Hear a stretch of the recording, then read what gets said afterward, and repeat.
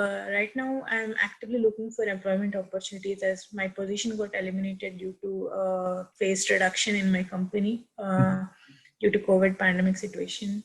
And I am currently I'm on H1B visa, and my visa is actually the 60-day limit is over. So my visa is originally it was valid till September 20 next year, and my I-94 is valid, so my stay is still valid here. So I can still keep looking for a job. So that is my plan right now. I'm looking for jobs while I was speaking to an attorney, and they told me just convert to a bridging visa, which is like a visitor visa. So I've temporarily also applied for that, but as you know, the current pandemic situation, they're not. The consulate office is not open, so right now Right. they're not processing the visa, and it's taking like 6 months.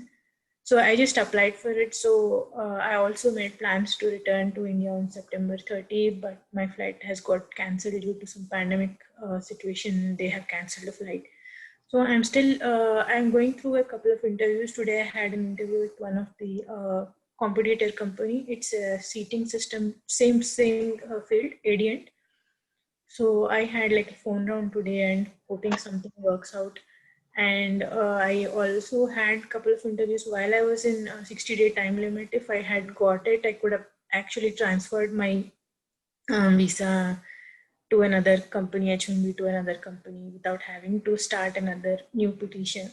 So, but So actually, right now, what's your status is? You are on visitor visa or you are on, because you said the 60 days limit has expired, right? yes. Actually, I am between visas. So I am on a valid I-94. So my stay is not invalid, but I don't have a Okay. visa as such. So what happens, let's say if you overshoot your 60 days, you still get some time that you can stay here legally? Is that what you're telling? Yes. Because Is that, is there a time limit to that also? Or? yes, actually there is a time limit till February 17th, but Okay. I have made a temporary arrangement, and I'm planning to make another arrangement probably Okay. October end. Okay. So the thing is, I'm having few interviews next week also, one with Tesla, and if that works out, something works out, I want Right. to probably just travel outside the country and come back in. Then my N94 gets updated, I can start working.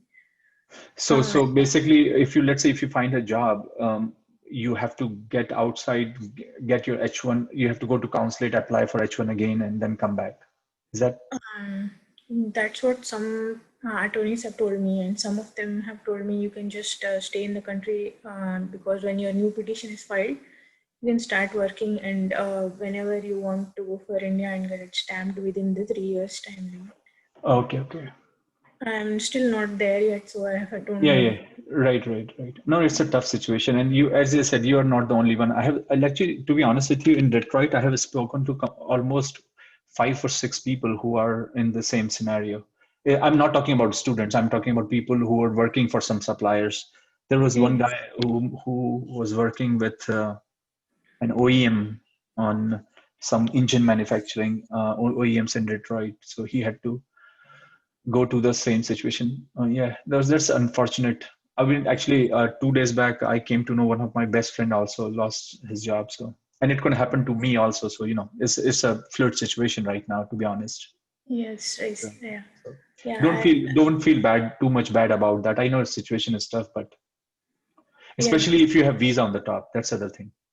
Yeah, I know. Yeah, it's Yeah. been really tough. Yeah, I've also applied for a couple of universities. I got some admits, one from UMD here, and one more Trine University. They allow CPT, like you can start working and also keep studying. But Okay. actually, the problem is F1 visa is also taking 1 year time to Yeah. get approved. So I can't start studying unless it's approved. Oh, okay. So these are Because all. the USGS CIS is probably overwhelmed with a lot of applications anyway, right? Yeah. Okay. Yes. So yeah, no, I understand. So let me ask you this question: um, do you think it's worth staying here with all this what you are going through, or you're saying I don't want to deal with this shit anymore and I just want to go? Is it too overwhelming, or there is something that stops you? Because obviously, if you go back, you're thinking, what I'm gonna do, right? No, no, actually, I have made plans for that also. I have my company. I spoke to my company and manager. They said they Yeah, I will saw offer. that. I Yeah, saw. so they Is offered it, me. you Yeah, mean the current company, right? yes, yes, my yeah previous yeah. So So they they offered. said they offered you a job in India. Yes. Okay, okay. So, to be honest with you, if that is the case, don't you think it's a good one? Good one? Actually, it's 50% because that's my last option because they are saying the very low pay they are offering me. That's one thing. The other thing is they are saying they have to sign some document which doesn't have the CTC specified, so which is a very scary situation. I mean, I don't know what I'm signing. Oh, Yeah, so I don't want to put myself in a situation where I'm taking in too many things and just getting like a GET pay. okay, okay. And you don't know And whether they're gonna offer you then also. It can happen. They say after whatever you sign it, they say sorry, right? After 6 months. yeah, yeah, if I go there and then if I don't have a job, then yeah, it's a Right. very Okay. tricky situation. Right, right, right. Where is their offices in India? It's in Bangalore. Today also he was asking me what have you done with the offer. I've still not replied to him. I don't know. I was And and, little and busy. your hometown is where in India? Hyderabad. Yeah, so in that sense, I was thinking it may work out very well for you, right? If you lot Yeah, of yeah. because no, because I wish I would have that chance to do that. I did not, so I got stuck here. But I can imagine, right? But yeah, yeah. I mean, to be honest with you, looking at your situation and so many things that is going on, and I don't know what's your personal situation is. That's a separate question, right? Because a lot of our decisions are based on our personal decisions, also, right? Family, marriage, husband, this and that. So let's say if you don't have any of those constraints, you probably can easily take a decision then, right? Yes, Because yes. a lot of people I spoke, they have families, they have houses, they have cars, mortgage to pay, and all that. For them, it's very tough. But let's Yeah. say if you don't have all those situations, then I think it's not that difficult for you to make a decision. Should I look for a job? And you said you have some interviews lined up and all. That's a good thing, actually. So definitely wait for those, right? Yes. Definitely wait for those. But the other thing is that let's say tomorrow Tesla comes and they said, here's an offer. Can you join them right away?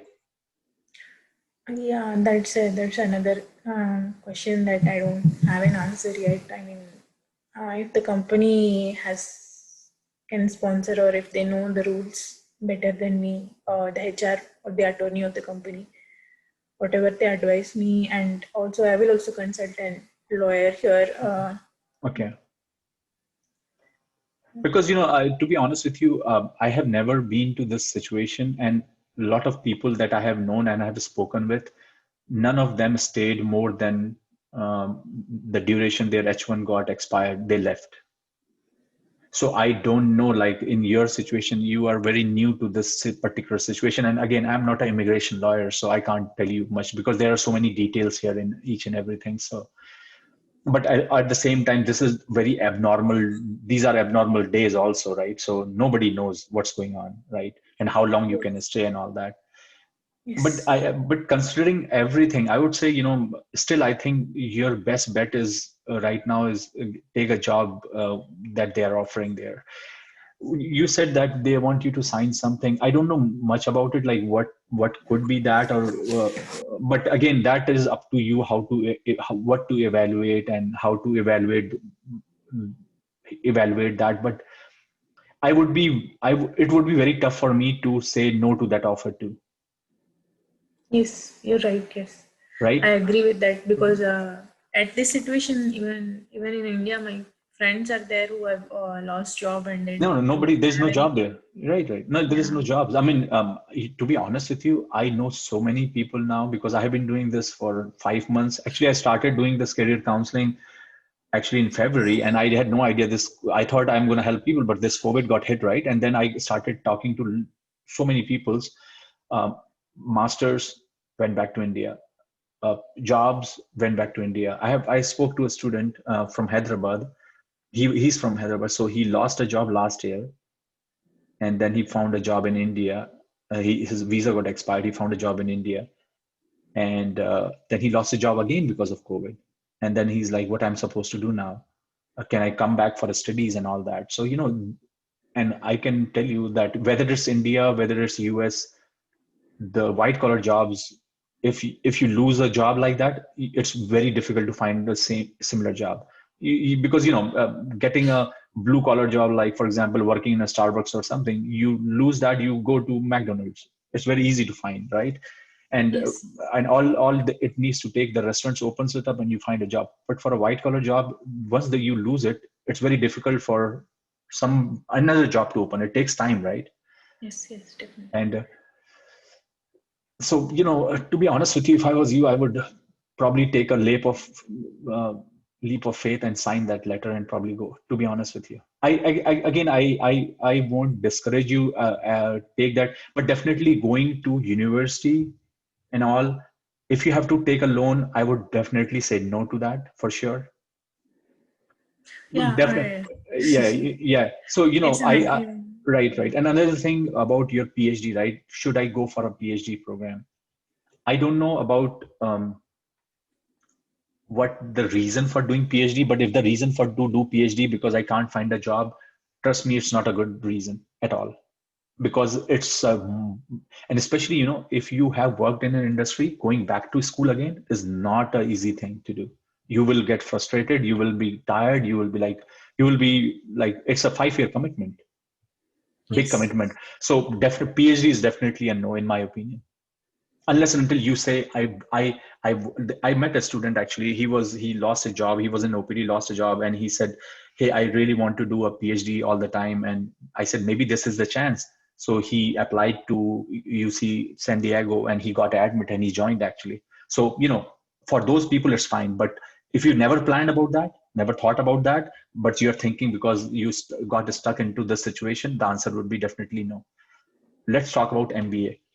MBA is always a good option for a person like you who have done work in industry for a few years and want to go. But then Hello. MBA comes. Hello. Yeah. Yeah. Yeah. I had got stuck between, and now it's Okay. Yeah, yeah. What I'm saying, let's talk about MBA, right? So MBA is always a good option for any student who have done work in industry for a couple of years and have masters. So in the MBA is always a lucrative offer, but it comes with a huge cost, reinvestment. Yeah. right? And Yes. it will be totally your personal decision whether you want to bear that cost or not. I would say I have 50-50 option to that. If you have money to afford it and if you are okay doing it, the reason I say so is even this pandemic, right? I'm thinking like, the best thing anybody does in a pandemic situation is you go back to school. Everybody does that because Yes. the school gives you, first of all, a sense of security, not Yes. unsecurity. And then you are in a network, and then you are spending in a time where nothing is out there, but you're enriching yourself with some sort of a knowledge, right? Yeah.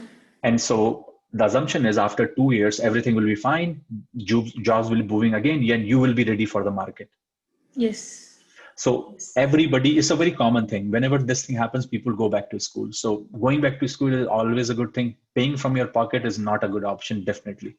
But because you have to think about return of investment, and then where you will be at that point, and how aggressively, because the reason I am telling you this thing, oh, the why I'm telling you, and this is very common nowadays with a master student, and you can make that decision actually what you want to do based on what I'm trying to tell you and based on what I have, the data I have collected right now in US. With a master's for an Indian citizen, the chances will be getting a green card is almost zero. Okay, so number one. So here's the thing, I have lost two jobs in my life in last 10 years after I finished my PhD, but I didn't have to leave the country because I had a green card, right? Your voice is off.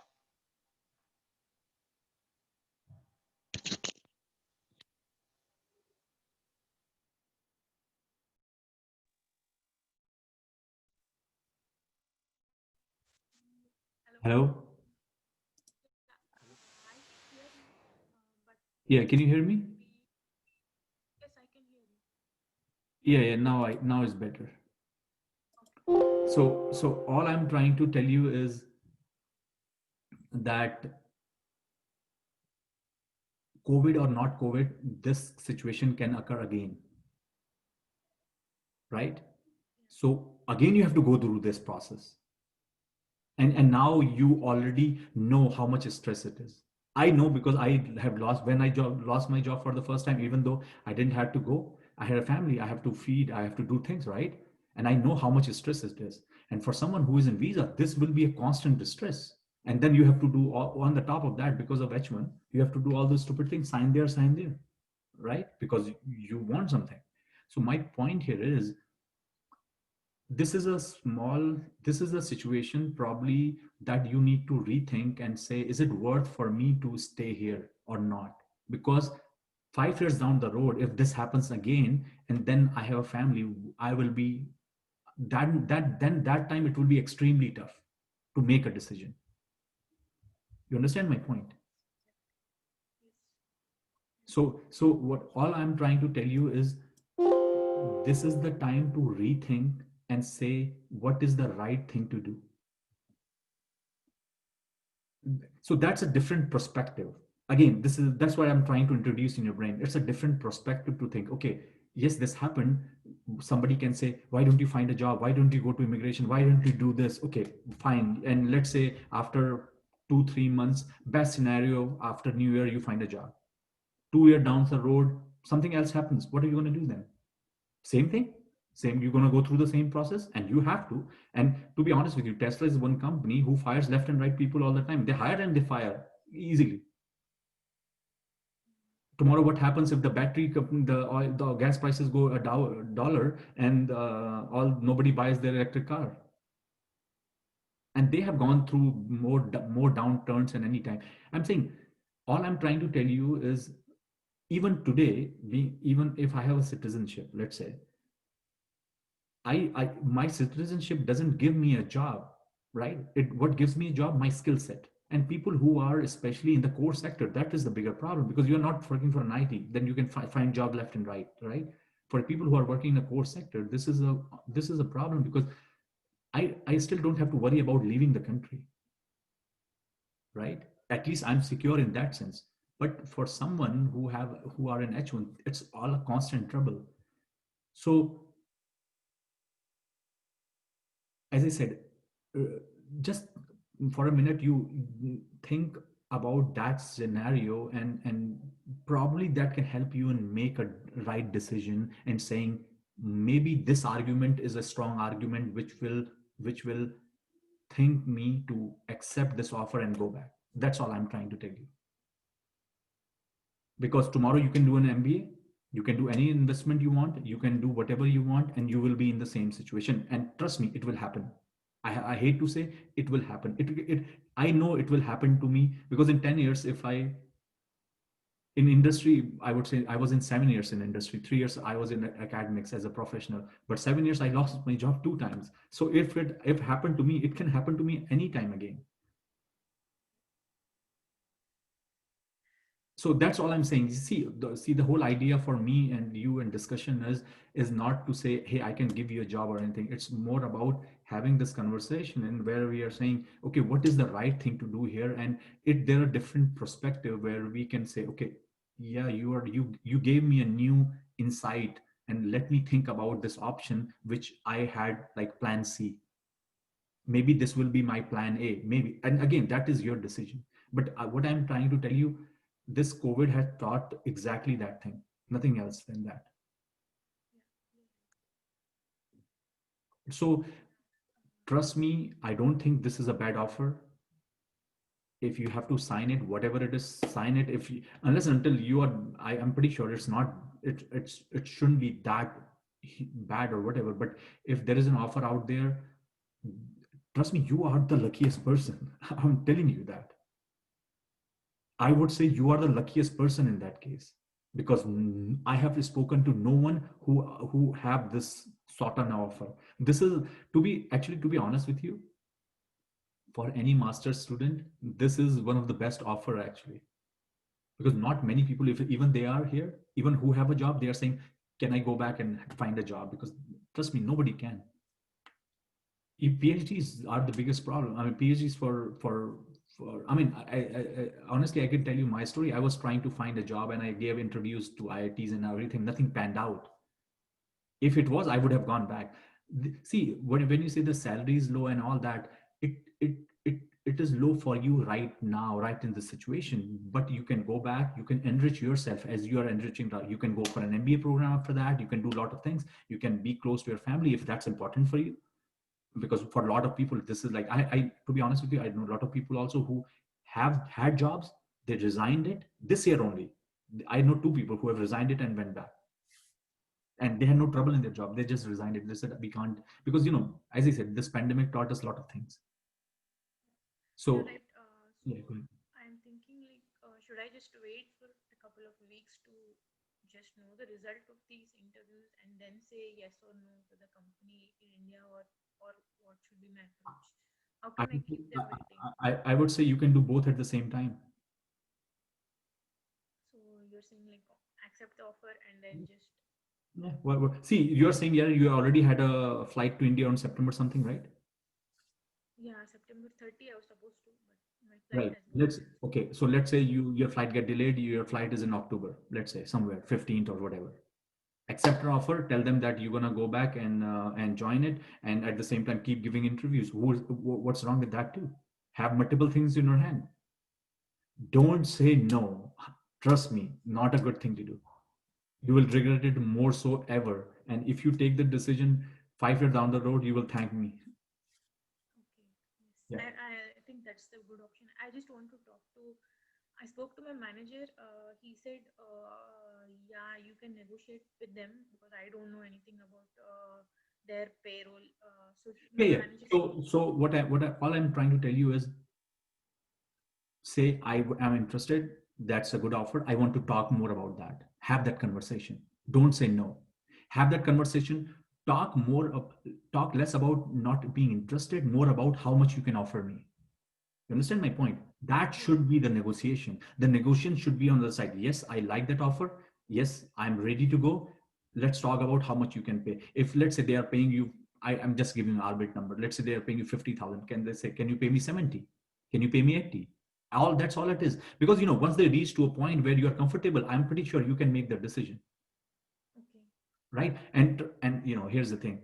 You can say, oh, what they're offering me is 2 times less than what I make right now, but also you spend 2 times more, yeah. right? I mean, yeah, I've calculated like that. It's less than one third here, less than. No, but again, I'm saying don't push too much focus on the money at this point. The reason I'm telling you that, here's the thing: one of the biggest mistake people do in early their career, which I have realized, is, hey, I have an offer from company A which is paying me 30,000, and this company B who is paying me 50,000, but I don't like the work from company B, but because they are paying more, I'm gonna go. They are the one down 10 years down the road. They are the one still making 30,000, 50,000. You understand my point? Right now, see, here's the thing. Whatever you decisions you make your life are based on a lot of factors. It's just not money, right? You can say, what are those important 5 things I'm going to make a decision based on? You can say salary. You can say my family. You can say the stress I'm going through. You can say a lot of things and put weightage on that. Like you're an engineer, right? Put a weightage. Okay, how much money counts me? You said zero point 0.8. My family 1.2. My stress 1.3, and just add that. You can figure that out.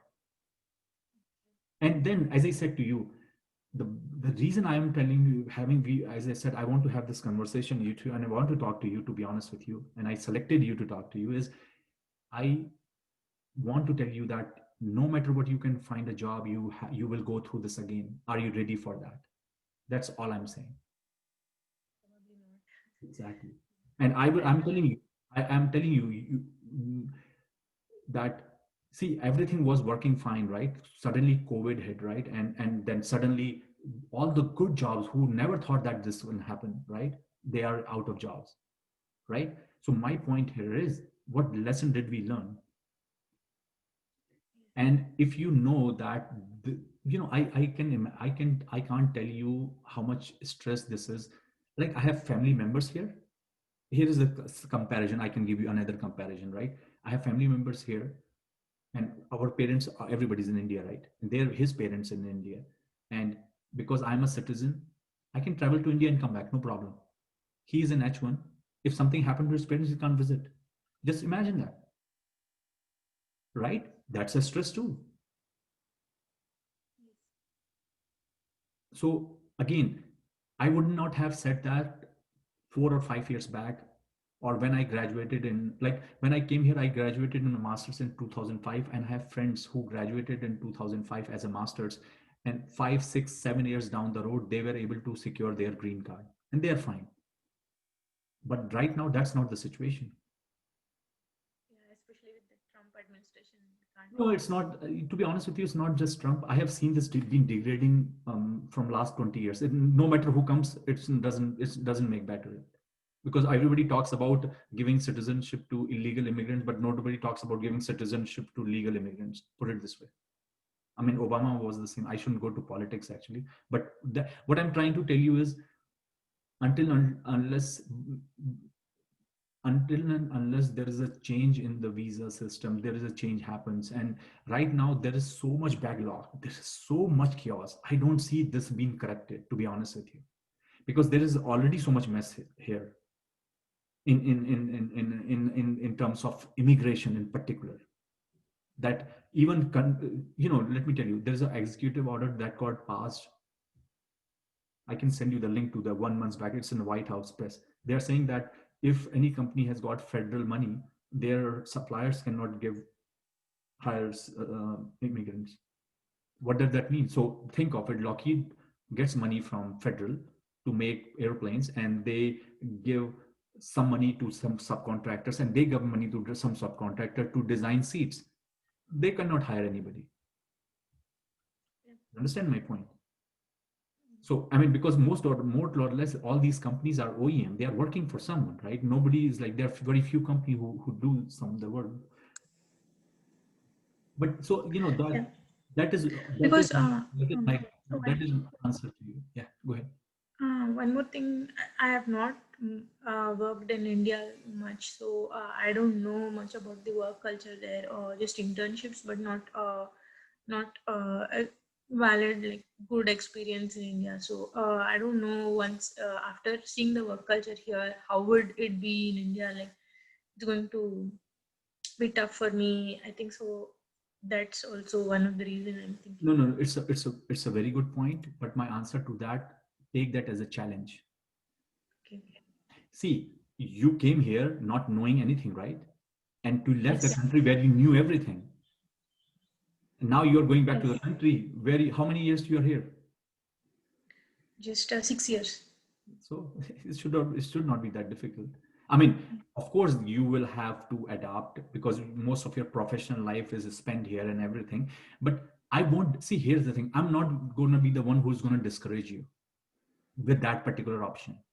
I'm going Yes. to encourage you because I think the time, what time we live in today, this, and trust me, you are extremely unlucky to have that offer. I can't tell you more than enough. There are Okay. people here, trust me, there are people here. If that company advertises that post, I can tell you 1,000 people only from India will apply, only from India, and much more than from here who are willing to go back. Yes. So what happens is, that is also our human tendencies. We don't appreciate what we have sometimes Yeah. because you think this is very easy to get, right? And you are thinking about something where you are trying to get something. So that's all I can tell you is, have a positive attitude, ready for challenges. Don't put too much thoughts on how much money they are giving you, because I can tell you people are ready to work for free right now. And they are, I'm not kidding you. But that doesn't mean you have to work for free. But what I'm trying to tell you, you can convert that conversation on, okay, I'm ready, but let's talk about pay. Have that conversation on that part.